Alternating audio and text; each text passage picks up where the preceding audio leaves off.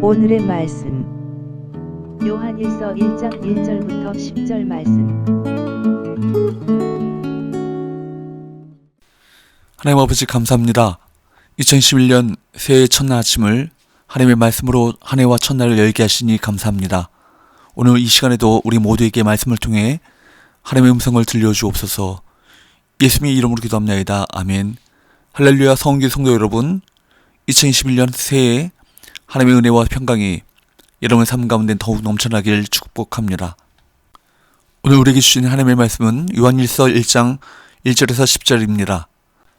요한일서의 주된 내용은 믿음으로 구원받은 신자들이 어떻게 그리스도의 참된 제자답게 살아갈 수 있는지에 대한 가르침입니다.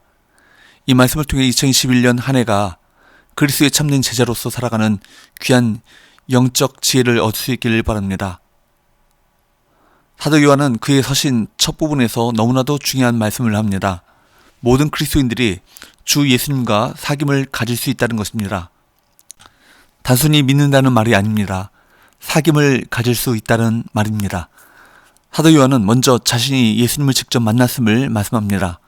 1절 태초부터 있는 생명의 말씀에 관하여는 우리가 들은 바요 눈으로 본 바요 자세히 보고 우리 손으로 만진 바라. 여기서 생명의 말씀은 예수 그리스도를 말하는데 그 예수님을 요한은 눈으로 보고 그 말씀을 직접 듣고 손으로 만지기도 했다는 것입니다. 복음서를 보면 요한 사도는 유난히 주님과 친밀한 제자였음을 알 수 있습니다.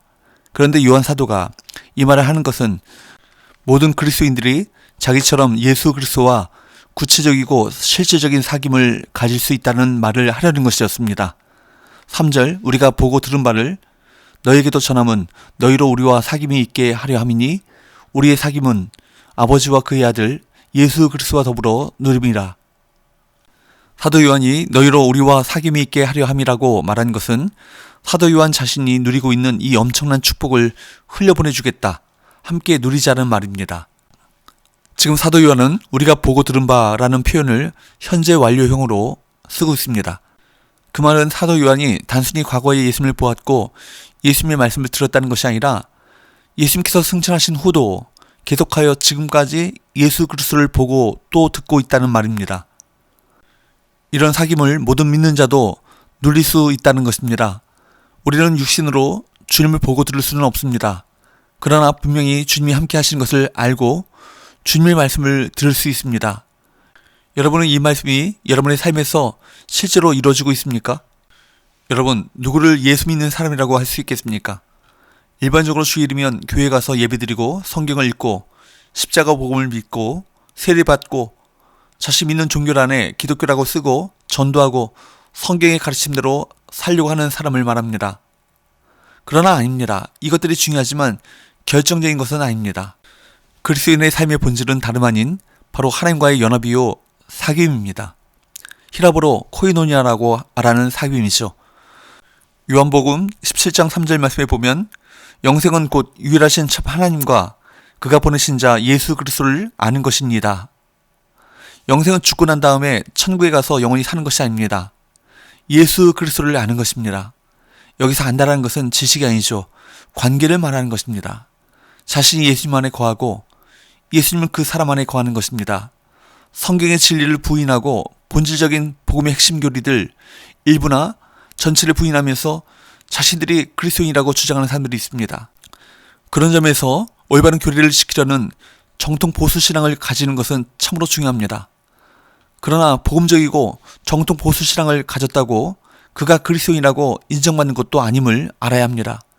우리의 죄가 예수 그리스도의 죽으심으로 사함받았다고 믿는 것조차도 충분하지 않습니다. 종교개혁 당시의 표어였던 이신층의 교리 전체를 의심할 여지 없이 다 믿는다 할지라도 충분한 것이 아닙니다. 이런 교리를 지적인 측면에서만 받아들일 수도 있기 때문입니다. 아무리 정통 보수 신앙을 가졌어도 다른 사람을 용서하지 못하는 사람은 아직 진정한 그리스도인이 아닙니다. 직분으로는 목사 장로요, 지식으로 신학 박사이면서도 명예욕이나 이기적인 욕심을 해결받지 못한 사람들이 얼마나 많이 있습니까? 그리스도인의 기본인 하나님 아버지와 예수 그리스도와 사귐이 없기 때문입니다. 평생 믿음을 지키며 정통교리를 위해 싸우던 사람이 임종할 때 가서 그때 비로소 자신이 하나님을 전혀 알지 못했다는 사실을 깨닫는 사람들이 많았습니다. 요한계시록에 나오는 에베소 교회는 대표적인 정통 보수신앙을 가진 교회였습니다.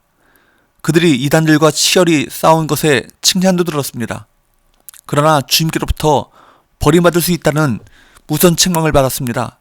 요한계시록 2장 4절, 그러나 너를 책망할 것이 있나니 너의 처음 사랑을 버렸느니라. 에베소 교회는 정통교리만 있었을 뿐 하나님과 아들 예수님과의 사귐이 없었던 교회였습니다.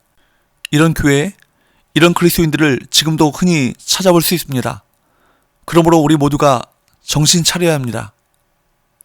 여러분, 우리 가족관계나 교인관계도 예수님과의 사귐과 연결되어 있음을 알아야 합니다. 3절 하반절, 우리의 사귐은 아버지와 그의 아들 예수 그리스도와 더불어 누림이라. 그렇습니다. 성도는 어떤 사귐이든 주 예수님과 더불어 사귀는 것입니다. 그러므로 부부 사이에 문제가 생기고 가족 사이에 문제가 생기고 교인들 사이에 문제가 생기면 이것은 무엇을 의미합니까? 주님과 사이에 문제가 생긴 것입니다. 시시비비를 가리기 전에 주님과 한 주간이라도 기도 시간을 가져야 합니다. 그러면 해결이 안 될 문제가 없습니다. 이것이 가장 아름다운 사귐입니다. 이것이 교회의 기초인 것입니다. 그리스도인들에게 세상을 변화시키는 일이 참 중요합니다. 그러나 여러분, 실제로는 불가능한 일입니다. 세상과 사람이 근본적으로 악하기 때문입니다. 그래서 요한 1서는 세상에 나가 세상을 변화시켜라, 변혁시켜라 라고 말하지 않습니다. 그렇다고 세상과 동떨어진 사람이 되라, 수도원에 들어가서 살라 라고 말하지도 않습니다. 우리에게 더욱 필요한 것은 먼저 주님과 사귐을 갖는 자가 되는 것입니다. 그때 비로소 세상을 변화시킬 힘을 얻게 되기 때문입니다. 우리가 이처럼 주님과 사귐을 가지려면 말씀을 붙잡아야 합니다. 사도 요한이 요한 1서를 쓰면서 예수님을 생명의 말씀이라고 한 사실을 주목해야 합니다. 1절 상반절, 태초부터 있는 생명의 말씀에 관하여는 우리가 주 예수님과 사귐을 가지려 할 때 명심할 것은 그것이 말씀을 통하여 이루어진다는 것입니다. 그리고 말씀 안에서 주님과 교제하려고 해야 한다는 것입니다. 그렇지 않으면 우리는 미혹을 받게 될 것입니다.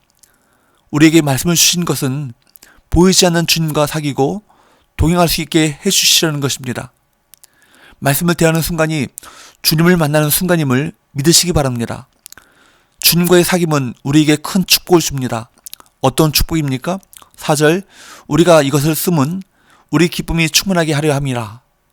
기쁨은 주님과 사귐을 가지는 자가 누리는 가장 놀라운 축복입니다. 세상이 아무리 약하고 험해도 하나님은 성도들이 기쁨이 차고 넘치는 삶을 살 수 있도록 하셨다라고 말씀하고 있습니다. 그러므로 여러분, 이 시간 정말 중요한 질문을 여러분 모두에게 던지겠습니다. 당신은 주 예수님과 친밀하십니까? 주님과 친밀한 관계 가운데 있을 때 우리는 기쁨이 충만하게 될 것이고 하나님으로 기뻐하는 삶을 살게 될 것입니다. 5절 6절, 우리가 그에게서 듣고 너에게 전하는 소식은 이것이니 곧 하나님은 빛이시라. 그에게는 어둠이 조금도 없으시다는 것이니라. 만일 우리가 하나님과 사귐이 있다 하고 어둠에 행하면 거짓말을 하고 진리를 행하지 아니함이거니와. 사도 요한은 하나님의 속성은 빛이시라고 말씀합니다. 그렇습니다.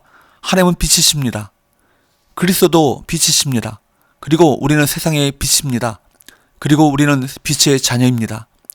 우리가 이전에는 어둠에 속해 있었습니다. 어둠에 속해 있었을 때는 어둠이 무엇인지 몰랐습니다. 전체가 어둠이었기 때문에 자신이 어둠 가운데 있는지도 몰랐습니다. 빛과 어둠을 구분할 수 없었습니다. 빛이 있을 때에만 어둠을 깨달을 수 있습니다. 세상은 어둠이 지배하고 있습니다. 우리는 어둠에서 빛으로 이동했습니다. 빛을 경험한 사람들은 어둠이 무엇인지 정확하게 알 수 있습니다. 분별력이 분명하게 생깁니다. 더 이상 어둠에 머물러 있으려고 하지 않습니다. 그러므로 6절에서 하나님과 사귐 가운데 있는 사람이 어둠 가운데 행한다면 거짓말이라고 말씀합니다. 특별히 7절에서는 빛 가운데 사는 것을 통하여 빛이신 하나님과 사귈 수 있다고 말씀합니다. 7절, 그가 빛 가운데 계시는 것 같이 우리도 빛 가운데 행하면 우리가 서로 사귐이 있고 그 아들 예수의 피가 우리를 모든 죄에서 깨끗하게 하실 것이요.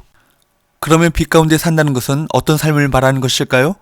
쉽게 빛 가운데 사는 삶은 죄짓지 않고 사는 것이라고 생각하기 쉽습니다. 그러나 빛 가운데 산다, 어둠 가운데 산다, 이 말은 죄짓고 안 짓고 이 관련된 말이 아닙니다. 여기 7절에서 우리가 빛 가운데 행하면 그 아들 예수의 피가 우리를 모든 죄에서 깨끗하게 하실 것이요 라고 하셨는데, 빛 가운데 행하는 것이 죄짓지 않는 삶이라면 빛 가운데 행하면 모든 죄에서 깨끗함을 받는다 라는 말은 불필요한 말이 되는 것입니다. 죄를 짓지 않았는데 죄에서 깨끗함을 받을 이유가 없기 때문입니다.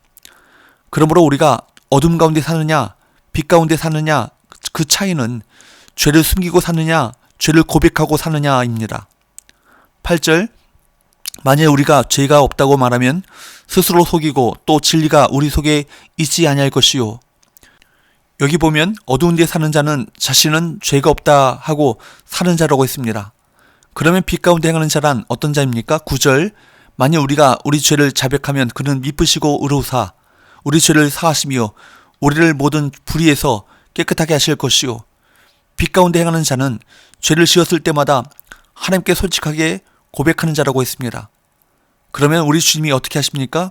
9절 하반절, 그는 미쁘시고 의로우사 우리 죄를 사하시며 우리를 모든 불의에서 깨끗하게 하실 것이요. 사도 요한은 하나님은 빛이시라고 말씀합니다.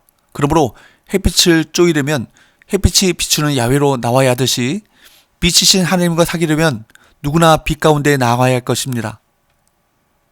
빛 가운데 나오면 자신을 다 드러내게 됩니다. 당연히 자신의 죄가 드러날 수밖에 없습니다. 그래서 하나님과의 관계가 치밀한 사람은 회개하고 고백하고 사는 것입니다. 만약 자신의 죄를 고백하지 않는 사람은 영적으로는 빛이 비치지 않는 어두운 곳에 숨어 있는 것입니다.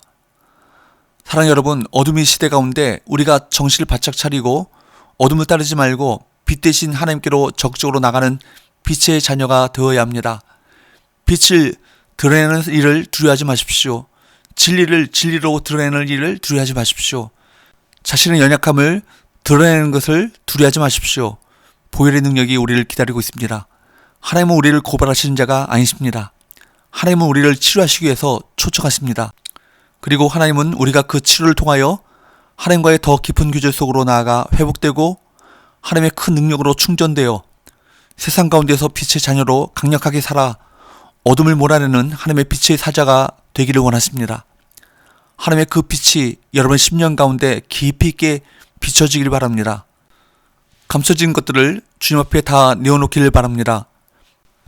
그래야 우리 모두가 치료하시며 회복시키시는 주님의 은혜를 경험하게 되기를 주임으로 축원합니다.